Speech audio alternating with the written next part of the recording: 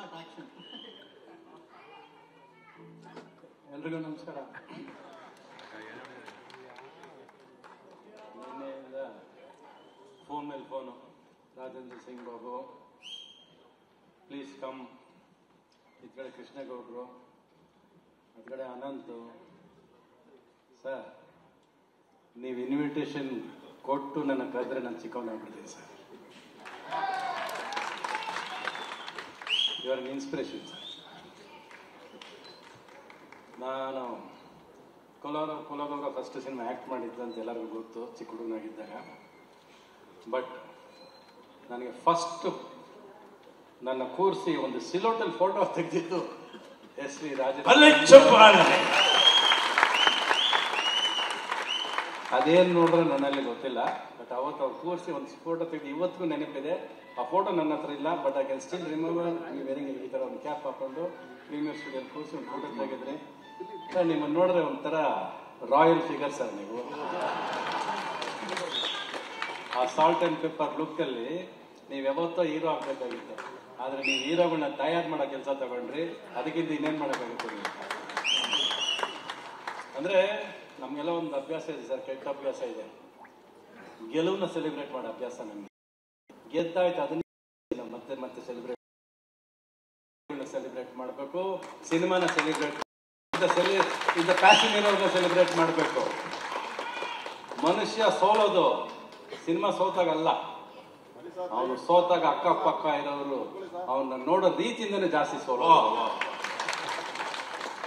What ever it is. ನಾನು ಒಂದು ಮಾತು ಇವತ್ತು ಹೇಳಲೇಬೇಕಂತ ಅನಿಸಿದ್ದು ನನಗೇನಂದ್ರೆ, ನಿಮ್ಗೆ ಲೈಫ್ ಏನು ಕೊಟ್ಟಿದ್ದೀರೋ ಗೊತ್ತಿಲ್ಲ ಸರ್, ಸಿನಿಮಾ ನಿಮಗೆ ಕೊಟ್ಟಿರೋದು ತುಂಬ ಕಡಿಮೆ. You deserve more than what you are actually. ನಾವೆಲ್ಲ ಏನಾದ್ರು ಸಿನಿಮಾ ಇಂಡಸ್ಟ್ರಿಗೆ ಬಂದಿದ್ದೀವಿ ಅಂದರೆ ಇವ್ರನ್ನ ನಾನು ಚಿಕ್ಕ ವಯಸ್ಸಿಂದ ಇವ್ರು ತೊಡೆ ಮೇಲೆ ಕೂತು ಬೆಳೆದಿದ್ದೀನಿ. ಬಟ್ ಏನು ಸಿನಿಮಾ ನಾನು ಮಾಡೋದು, ಪ್ರೇಮ್ ಲೋಕ ಮಾಡಿದಾಗಲೂ ಸರಿ, ಯಾವ ಸಿನಿಮಾ ಮಾಡಿದಾಗಲೂ ಸರಿ, ರವಿ ಅದೇನು ಶಾರ್ಟ್ ತೆಗೆದಿದೆ ಕಣ, ಅದೇನು ಸಿನಿಮಾ ತೆಗೆದಿದೆ ಕಣ ಅಂತ ಏನಾದ್ರೆ ಮನಸ್ಫೂರ್ತಿಯಾಗಿ ಇವತ್ತರೆಗೂ ಹೊಗಳಿಕೆಯಿಂದ ಬಂದಿದ್ರೆ ಅದು ಎಸ್ ವಿ ರಾಜೇಂದ್ರ ಸಿಂಗ್ ಬಾಬು. ನಾನು ಏನು ಕಳಿಸ್ಕೊಂಡ್ರಿ ಇವರು ಅವತ್ತು? ಇವ್ರು ಸಾಧ್ಯನೇ ಇಲ್ಲ ರೀ ಇವರು ಅವತ್ತು. ಇವ್ರು ಗಂಡ ಬೇಡ ಮಾಡೋಕ್ಕೆ ನಮ್ಮ ಮನೆಗೆ ಬಂದಿರೋರು, ಅವತ್ತಿಗೆ ಕೋಟಿ ಗಟ್ಟೆ ದುಡ್ಡು ಕೇಳೋರು, ಸಾಲ ಕೇಳೋರು. ಇವ್ರು ನಂತರನೇ ನನ್ನಿಂದ ಜಾಸ್ತಿ ಸಾಲ ಮಾಡ್ಕೊಂಡೇ ಬಂದವರು.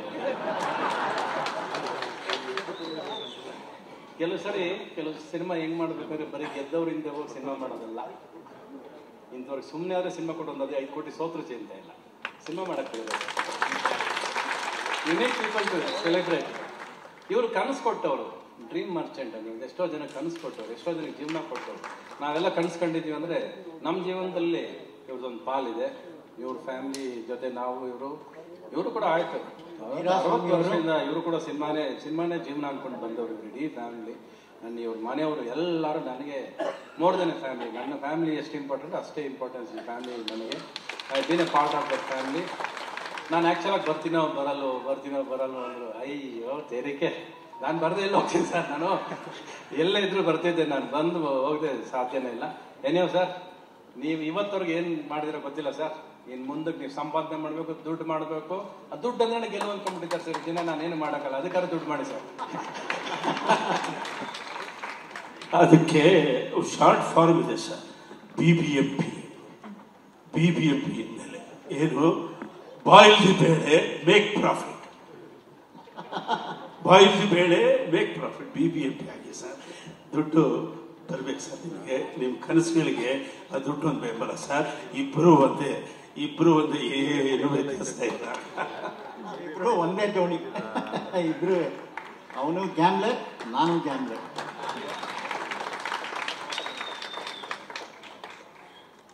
ಸರ್ ಸ್ವಾತಿ ಮುತ್ತಿನ ಮಳೆ ಬೇಕಾ ಸರ್? ಸ್ವಾತಿ ಮುತ್ತಿನ ಮಳೆ ಎಲ್ಲ ಬೇಡ. ಏನಾಯ್ತು ಆಡಾಯ್ತಂತಲ್ಲ, ಮಾತಾಡ್ರಿ. ನಿಮ್ದೊಂದೆರಡು ಮಾತು ಕೇಳೋಣ. ನೀವೇನು ಮಾತಾಡ? ಏನು ಅದಕ್ಕೆ ಎಡಿಟಿಂಗೇ ಇಲ್ಲ, ಏನ್ ಬೇಕಾದ್ರೂ ಮಾತಾಡೋದು. ನಿಮ್ಮನ್ನು ನೋಡ್ರಿ ಹೀರೋ ಮಾಡ್ಬೇಕನ್ಸುತ್ತೆ.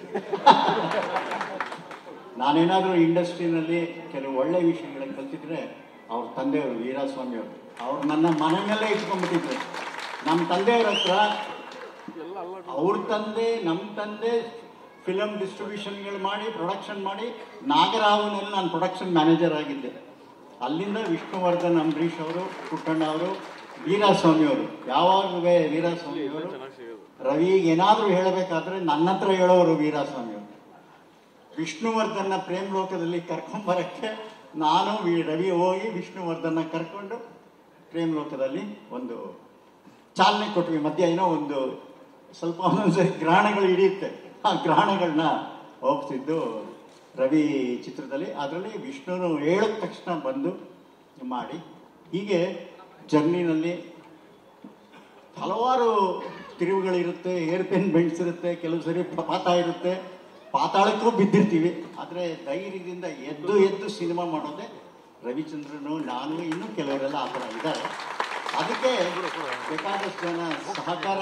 ಯಾಕಂದರೆ ಕೆಳಗೆ ಬಿದ್ದಾಗ ಕೈ ಎತ್ತಕ್ಕೂ ಎರಡು ಕೈ ಬೇಕಲ್ಲ, ಕೈನೂ ಇಲ್ಲ ಹೋಗ್ಬಿಟ್ರೆ ಹೆಂಗೆ ಮೇಲೆ ಬರೋದು? ಕೆಲವು ಸರಿ ಕೈಯಲ್ಲಿ ಎತ್ತಾರೆ, ಅದೇ ಕೈನೂ ಬಿಟ್ಟು ಬಿಡ್ತಾರೆ.